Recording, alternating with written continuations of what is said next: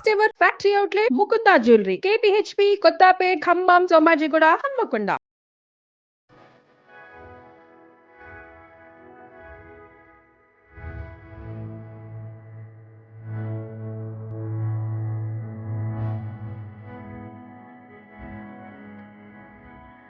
Welcome to Suman TV.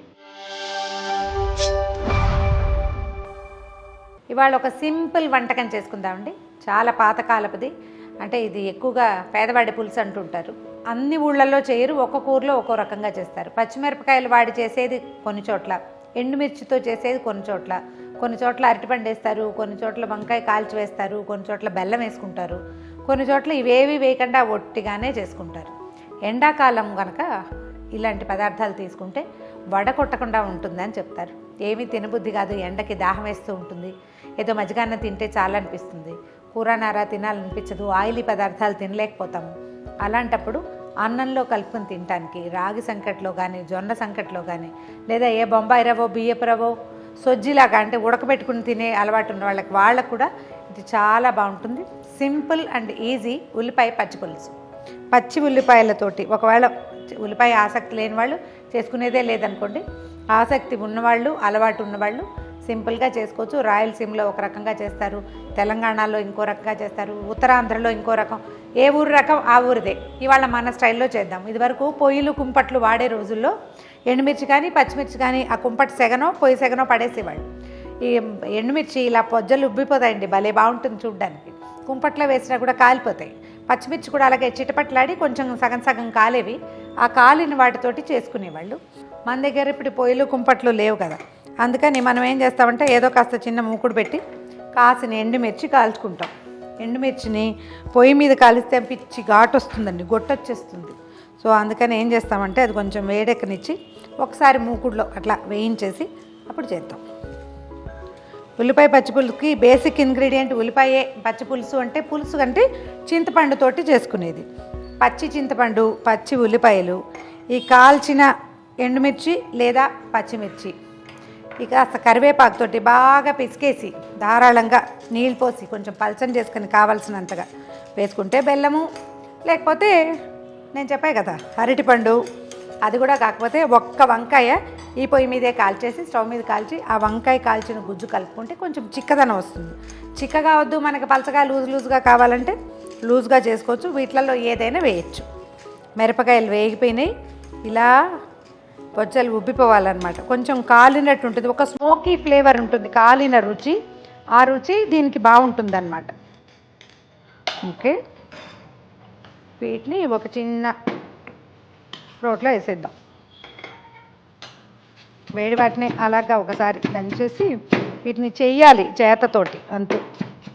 దీంట్లో ఏం చేస్తామంటే ఓ 2 కరివేప రెబ్బలు, 2 ఎక్కువ అనుకుంటే ఒకటే వేసుకుందాం. దీన్ని అలాగా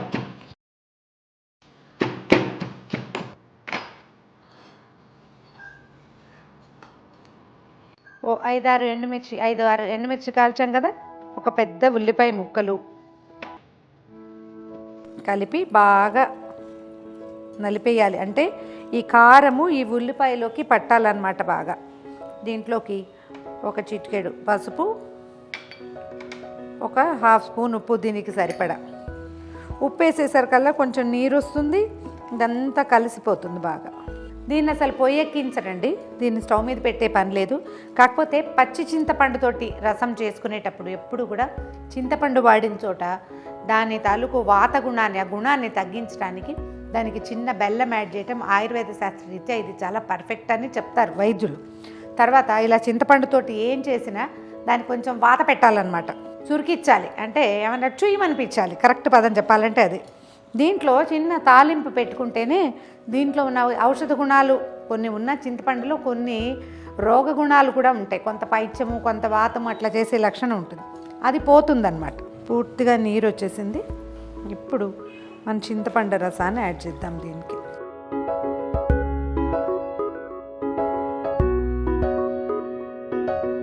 చింతపండు వేసాక కూడా కొంచెం ధారాళంగా నలిపేస్తే మనకి ఈ పులుపు ఈ ముక్కలకి బాగా పట్టుకుంటుంది. ఇదంతా రోట్లో వేసి కూడా నూరుతారండి. నేను ఒకళ్ళ ఇంట్లో చూశాను, రోట్లోనే ఉల్లిపాయ అన్నీ రుబ్బేశారు మామగారు. ఒక ఒక ఆవిడ చక్కగా నున్నగా చేశారు.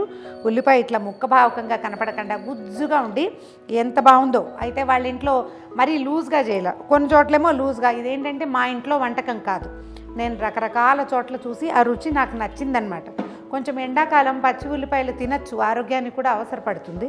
అలాంటప్పుడు ఎప్పుడైనా టేస్ట్ చేయడానికి బాగుంటుంది. ఓ 2 గ్లాసుల నీళ్ళు పోసి మనకు కావలసినంత పల్చగా, మన రుచిని అనుసరించి ఎంత పులుపు ఉండాలనుకుంటామో అంత పల్చగా చేసేసుకోవచ్చు దీన్ని.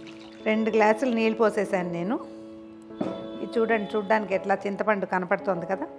చిక్కదనానికి మనం ఇంక ఇందులో వేసేవి ఏం లేవు. ఇలాగే పల్చగా ఆ ఎండుమిర్చి రుచి, ఆ ఉల్లిపాయ తాలూకు పచ్చి రుచి, ఆ కరివేపాకు ఒకటి కొంచెం నలిగింది కదా, దాని వాసన, ఆ గుమగుమే ఇందులో మనకి మెయిన్గా కనపడేది. అయిపోయింది. దీంట్లో ఒక చిన్న తాలింపు పెట్టుకోవటమే. చాలా పదార్థాల్లో మనం చేతులు పెట్టాం, తగలకుండా చేయాలనుకుంటాం. కానీ ఏమిటో ఈ చింతపండుకు మాత్రం చేయి తగిలితేనే దాంట్లోంచి రుచి బయటకు వస్తుంది, లేకపోతే పులుపు మొత్తం బయటికి రాదు. దీనికి ఒక చిన్న తాలింపు పెడదామండి. ఏం లేదు, ఆవాలు జీలకర్ర అంతే, ఒక ఎండుమిర్చి వేస్తాం. ఇంగు వేసుకోము ఇందులోకి. మామూలుగా నా హార్ట్ ఫేవరెట్గా ఉంటుంది కానీ ఇంగువ ఇప్పుడైతే ఇందులో వేయను. జస్ట్ ఒక చిన్న స్పూను నూనె కాగింది, ఆవాలు వేద్దాం. ఆవాలు చిటిపట్లాడాక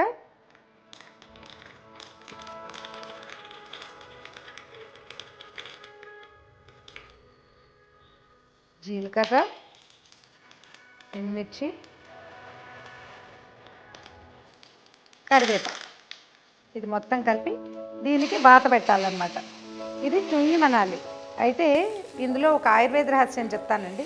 మా పెదనాన్నగారు ఒక ఆయన ఉండేవారు, అంటే బంధుత్వం కాదు కానీ అది చాలా ఆపేక్షగా పిలుచుకునే పిలిపే అనమాట. ఆయుర్వేద వైద్యులు డాక్టర్ మాధవరావు గారని. ఆయన చారులో, పులుసులో వాటిలలో ఇనప గరిటతోటి తాలింపు పెట్టాలి, ఆ గరిట పులుసులో మునగాలని చెప్పారు ఒకసారి.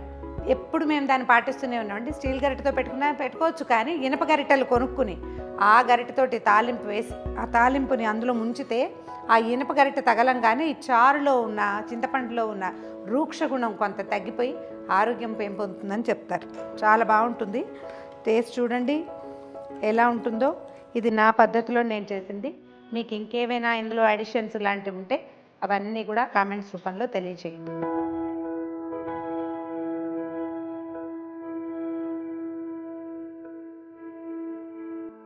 నిమిషాల్లో తయారైపోయిన పుల్లని కమ్మని పచ్చి పులుసు. ఈ వీడియో కనుక మీకు నచ్చినట్లయితే లైక్ చేయండి, షేర్ చేయండి.